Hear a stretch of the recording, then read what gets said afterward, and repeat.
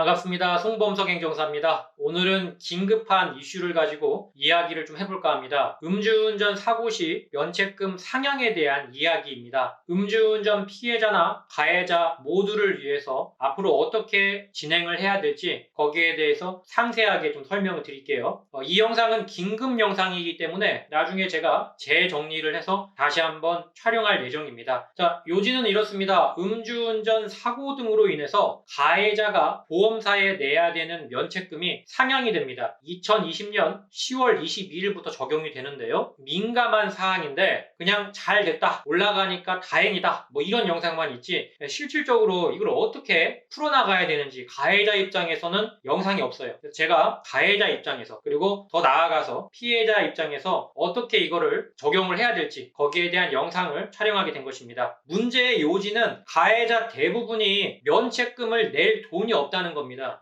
10월 22일 이전에는 음주운전 사고가 발생했을 때 면책금이 대물은 100만원, 대인은 300만원 정도를 내면은 보험사에서 피해자에 대한 보상을 해줬습니다. 400만원 정도니까 어떻게든 마련이 가능한 수준이었어요. 그런데 이게 10월 22일 이후부터는 대물 사고에 대해선 100만원에서 500만원으로 5배가 올라갔고, 대인 사고에 대해서는 기존 300만원에서 1000만원으로 3.3배가 올라갔습니다. 자, 당장에 음주운전 사고가 발생한 경우에는 무조건 1,500만원을 보험사를 줘야 처리가 가능하게 된 거죠. 근데 당장 현금이 1,500만원이 없는 분들이 생각보다 많다는 게 문제입니다.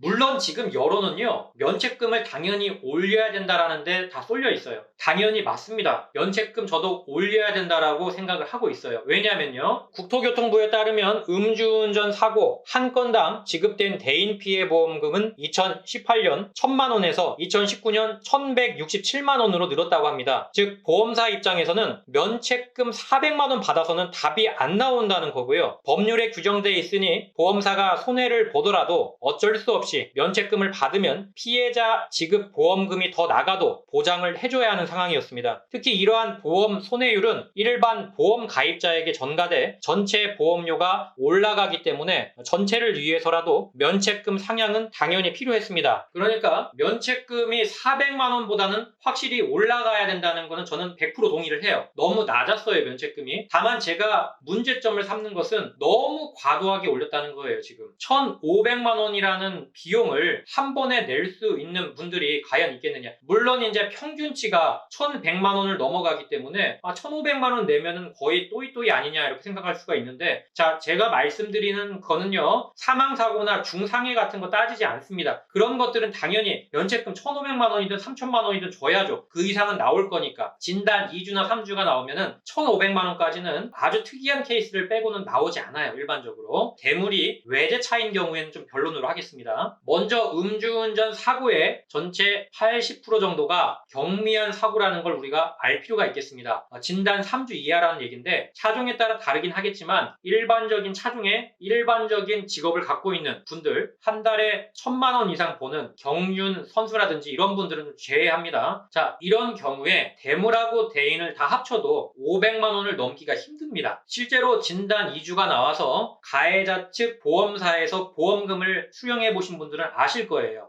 조금씩 이제 단계별로 올려야 되는데 5배, 3.3배를 올린 건 너무하지 않았느냐. 제가 볼 땐 뭐 한 2배 정도만 올렸어도 뭐 충분히 평균치는 맞출 수 있을 거라고 생각을 하거든요. 근데 너무 많이 올린 게 아닌가라고 싶은데 어쨌든 뭐 올리긴 올려야 되는 거니까 거기에 대해서 더 이상 얘기를 안 하겠습니다. 어쨌든 올라간 거니까요. 자, 그러면 하나씩 나눠서 보자고요. 일단 내가 1,500만원이 있다, 수중에 돈이 있다, 빌릴 수 있다, 현금이 있다, 그러면 1,500만원 일단 보험사를 주면 됩니다. 자, 보험사가 그걸 통해 가지고 피해자에게 어떤 보상을 해주겠죠? 진단 2주나 3주가 나왔다 그러면 1,500만원에서 분명히 남을 거란 말이에요. 그러면 그 남는 돈을 누가 갖느냐 이거예요. 보험사의 주머니로 들어가는 거냐 아니면 돌려주는 거냐. 금융감독원이라는 기관에 물어봤어요. 이 금융감독원에서 정확한 회신이 왔습니다. 네, 보시면 알겠지만 차액을 가해자에게 돌려줘야 된다고 써있죠. 피해자 보상하고 남은 거는 가해자가 돌려받는 게 맞다는 거예요. 그걸 안 돌려주고 보험사가 꿀꺽하면은 부당이득이죠. 근데 잘 안 줄 거예요. 분명히 이런저런 이유 됩니다. 어떤 이유냐, 일단은 우리가 일하지 않았냐, 왔다 갔다 하는 교통비도 들었고, 그리고 피해자가 향후에 또 치료받을 수도 있고 하기 때문에 거기에 대해서 더 나가는 비용들이 있다. 이건 근데 맞는 말이에요. 틀린 말이 아니거든요. 어느 정도는 이제 다시 공제가 되고 그 나머지 부분을 가해자에게 돌려줘야 된다는 게 맞다는 거예요. 금융감독원 얘기입니다. 제 얘기가 아니에요. 국가기관 얘기입니다. 그래서 남는 거는 돌려받으면 됩니다. 보험사에 요청 안 하시면 알아서 안 줍니다. 일반적으로. 진단 2주나 3주 정도의 일반적인 사례에 한해서입니다. 자, 이거는 1,500만 원 있을 때, 자, 없을 때가 문제입니다. 합의의 의지가 있다라는 전제예요. 일단 피해자를 만나야 됩니다. 보험사를 뛸 수가 없잖아요. 1,500만 원이 없으니까. 얘기를 하셔야 돼요. 내가 손해배상을 해주고 싶은데 솔직히 1,500만 원이 없어가지고 지금 보험사에 맡기질 못한 상황입니다. 그러나 피해자 당신에게 손해배상을 적절하게 해주고 싶으니까 거기에 대한 증빙을 하시면 제가 손해배상을 하겠습니다. 자, 이때 피해자가 증빙을 해야 될 것은 인사피해에 대한 부분 그리고 대물피해에 대한 부분 이 두 가지입니다. 자, 먼저 인사피해에 대해서는 내가 치료를 받는데 들어간 치료비, 혹시라도 간병비가 들어간다면 간병비, 진단 2, 3주 전제니까 그럴 일은 없겠지만 혹시라도 후유장애가 있으면 후유장애 비용, 그 다음에 내가 일을 못했잖아요. 그죠? 일을 못한 데 대한 비용들, 그런 것들을 가해자에게 증빙해야죠. 증명서로. 이 단계에서 향후 치료비라는 건 들어가 있잖아요. 진단 2, 3주가 나왔다 해서 그 기간만 받는 게 아니고 몸이 좀 찌뿌둥하거나 그러면은 더 기간이 연장이 될 수 있는 거예요. 그러니까 어느 정도의 향후 치료까지 받을 생각을 하고 가해자하고 피해자가 얘기를 해야겠죠.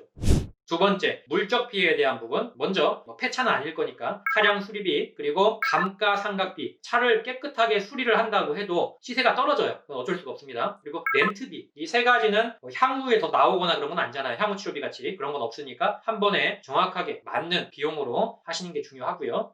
자, 이때 가해자가 어느 정도 이제 더 생각할 수 있는 거는 형사합의에 대한 부분이에요. 어차피 민사합의를 피해자하고 직접 본다. 그러면 형사합의까지 봐버리면 좋아요. 형사합의는 민사합의랑 다릅니다. 형사합의는 형사처벌을 내가 적게 받을 목적으로 피해자에게 선처를 구하는 거예요. 자, 이때 보험사가 없는 경우에는 용도가 다르기 때문에 형사합의서하고 민사합의서는 좀 따로 쓰는 게 좋아요. 자, 합의서 쓰는 방식에 대해서는 그 영상 한번 확인하세요. 이 영상에 나오는 합의서는 민형사 합의가 같이 들어가 있는데 이거 말고 따로따로 쓰시는 게 좋다는 말입니다. 자, 가해자가 1,500만 원이든 100만 원이든 주기 싫어, 배째 이런 식으로 나올 경우가 있습니다. 이번엔 피해자 입장에서 말씀을 드릴게요. 만약에 가해자가 무면허, 무보험 상태였다. 생각보다 많아요, 무보험이. 책임보험조차 안 들어있는 걸 무보험이라고 합니다. 그때는 정부 보장 사업에 의해서 적절한 보상을 내가 받을 수가 있어요. 그 다음에 상대방이 보험은 들어있고 내가 어디 보험사인지까지 알았다면은 상대방 보험사에 직접 청구를 할 수가 있습니다. 민법상 불법행위에 대한 손해배상 소송을 다 진행을 해버리면은 판사님들 집에 못 가요. 그래서 판사한테 가기 전에 직접 청구해라, 가해자 보험사에. 문제는 가해자 보험사가 어딘지를 쉽게 알 수가 없다는 거예요. 그걸 알려면은 이제 경찰한테 물어보든지 계속 떼를 써야 되는데 쉽지가 않아요. 자, 이게 직접 청구권이고요. 그 다음에 피해자의 자동차 보험 또는 운전자 보험의 특약 또는 일반 조항으로서 내가 음주운전 사고를 당했을 때 보상을 받을 수 있는 약관이 있어요. 100% 이게 되는 건 아닌데 약관을 찾아보시면은 우리 보험사에서 돈을 받을 수가 있어요. 그러니까 그렇게 이용을 하셔도 되고요. 자, 최후의 수단은 뭡니까? 소송이죠. 민사상 손해배상 소송을 가해자에게 걸면 됩니다. 그러나 이건 배보다 배꼽이 더 커질 수가 있어요. 승소를 했다고 해도 상대방이 무자력이면 돈을 못 받아요. 가해자가 손해배상의 의지가 없다면 여러 가지로 좀 피곤해질 수가 있다. 꼭 기억해 주시고요. 자, 마지막으로 공탁에 대한 것만 얘기하고 마무리 지을게요. 자, 이거는 가해자 입장이 되겠죠. 피해자하고 합의를 하려고 하는데 피해자하고 합의금이 안 맞든지 아니면 피해자가 날 벌레 보듯이 해. 합의가 안 되겠죠. 자, 이런 때에는 최후의 수단을 공탁이라고 알고 계실 겁니다. 형사 공탁이라고 하는데 어떤 유명한 유튜브께서, 물론 이제 이쪽 전문가겠죠, 형사상 공탁을 하라고 하는데 천만의 말씀이에요. 지금 형사상 공탁을 하려면은 그 피해자의 인적사항을 알아야 돼요. 인적사항에 주민등록번호도 들어가 있습니다. 그렇게 안다고 해도 피해자가 싫다 그러면 효력이 없어요. 그냥 합의나 똑같아요, 그것도. 자, 여기까지 좀 긴급하게 영상을 촬영했습니다. 이번 달 말에 다시 한번 이 관련된 영상을 촬영할 예정입니다. 여기까지 송범석 행정사였습니다. 감사합니다.